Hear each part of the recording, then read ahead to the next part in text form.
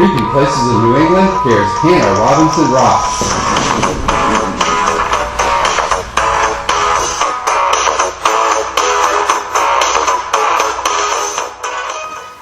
Well, here is Hannah Robinson Tower. Stands about 40 feet, and it was made in her honor in 1938, but then it was rebuilt in 1988 using some of the same pillars. And we're gonna go to it said 40 feet on the internet. If it says it on the internet, it's correct. Well, let's look again. Okay. Just like, you know, that the aliens are coming and that Obama was born in Kenya. If it says it on the internet, it has to be true. We're going to the top now. As you can see, Steve's neighbors from Woonsocket have been here.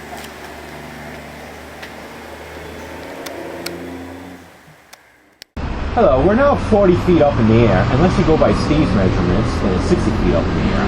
I just want to point to you that over there, with the Newport bridges, is historical Newport. And despite what some people say, I can use the word historical and be grammatically correct. So, ooh, ah.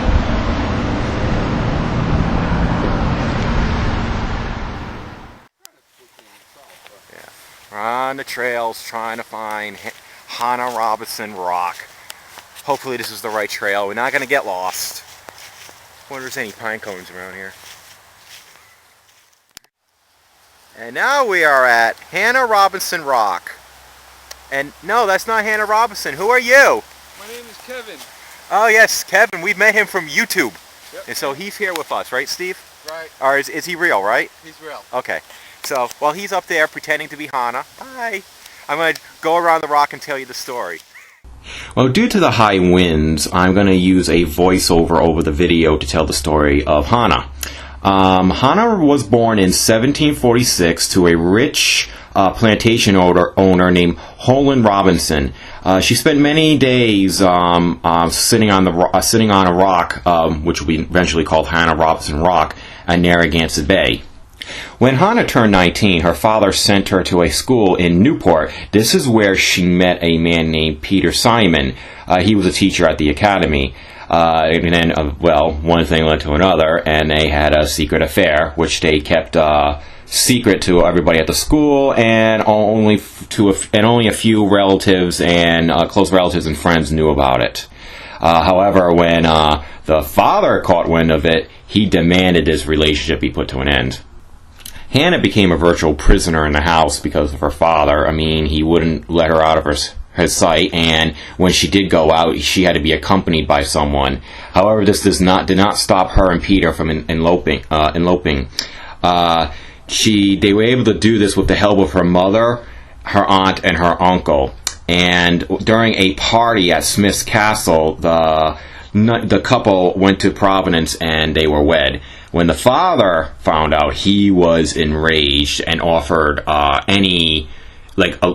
a huge reward to find out who helped her escape and elope. It should be noted that she never ratted out on her relatives. Well, father and daughter became estranged, and he pretty much cut her off until she told who helped her elope that night, and she refused. But as time went on, Peter's true colors began to emerge. When he realized he's not getting his hands on her inheritance, he eventually took off. This left her incredibly depressed. She began living in poverty, and illness set in on her. But she did refuse to rat out her relatives. As she became more ill, the people involved, her uncle, her aunt, and her mom, pretty much said, you know, hey, you need to make up with your dad. We do not mind if you, tell him we were the ones responsible. So she finally agreed and set word to her father, and her father went over there to see her. And when he saw her, he was incredibly upset. He cried and he went right by her, and in the end, he didn't even care who helped out, and I don't think he ever really found out about it. He wanted her to come home, and they really made up. The father sent 4 servants to take her home, and as she was going back home to Boston Neck, which is now called Narragansett, she wanted to stop at that rock where she spent many days. she stayed there and found her peace there.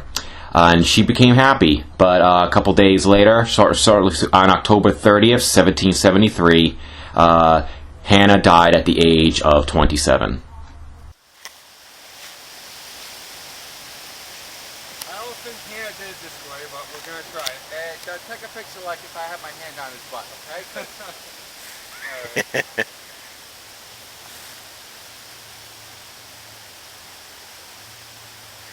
The suspense is killing me. Yep, right there. Good.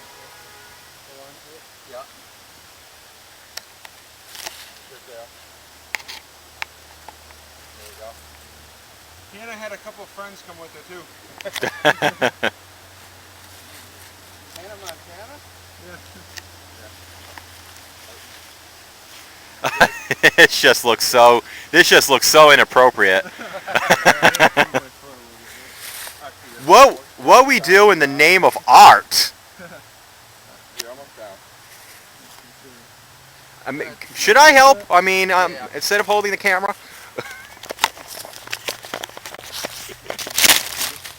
Alright.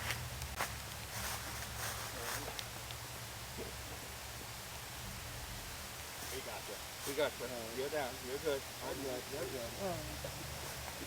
I just couldn't see how far it was.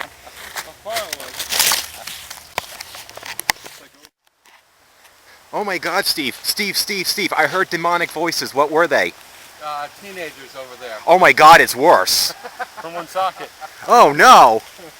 Yeah, there are evil teenagers here from Woonsocket, which means that they are doing crack, right? That's right. Unless they're doing alcohol, then they're from West Warwick. It's Halloween. They're doing both. Yay! Let's have the girls and show their boobies. It's often been said that near the rock you can actually hear Aunt Hannah weeping, especially when it's windy out. And it sure is windy today. Luckily, our homeboy Steve, that's him, and that's Kevin, did some EVP work, and hopefully we could pick up some.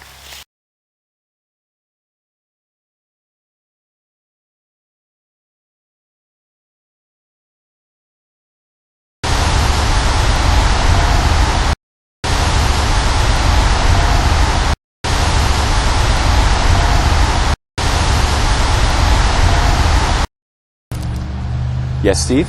Well, we don't have pine cones here, but there are pine trees. Yes. However, Kevin here has some interesting insights about the pine cones. Why don't you tell them what you told me? Well, and actually, may I hold that? Yeah. Inspiration.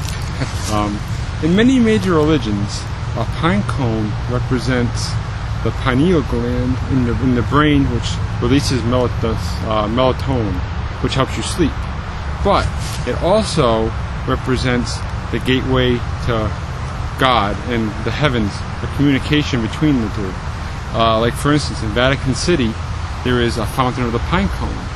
And in the Pope's staff, you have the bottom end is wooden, representing earth. The middle is a pine cone. Then the rest of the staff is golden, representing heaven. The pine cone representing the bridge between the two. And you can stimulate the pineal gland using, say, alcoholic beverages, or even crack from Woonsocket. What about marijuana? Yes. Okay, good. Any kind of stimulant like that can stimulate the pineal gland. And when people stimulate the pineal gland, they sometimes see things. And it could be communicating with the other side, another dimension, another frequency. And it's just pretty much, that's a lot of major religions have that in their philosophies. So when I'm finding pine cones, I'm finding God. I found God. Did you ever really lose them, though? No, because he's always with me anyways. Okay.